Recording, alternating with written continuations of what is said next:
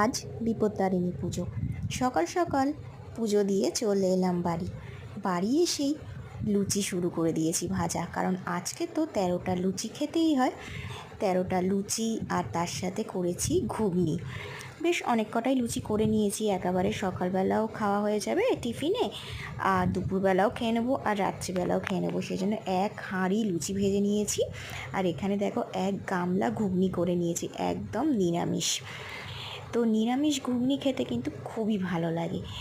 তো আর গরম গরম লুচি, তার সাথে যদি ঘুগনি থাকে তাহলে তো কোনো কথাই নয়, তাই না? বেশ ভালো লাগে ফোলা ফোলা লুচি খেতে। তোমাদের কার কার ভালো লাগে অবশ্যই কিন্তু আমাকে লিখে জানাবে। আর আমি কিন্তু ধাগা পরেও নিয়েছি আর একটু প্রসাদও খেয়ে নিয়েছি। তারপরেই চলে এসেছি রান্নাঘরে। আমার রান্না সেরে তারপর আবার আমার বরমশাই, আমার ছেলে, ওদের আবার ভাত রান্না করতে হবে। তো চলো বন্ধুরা, টাটা।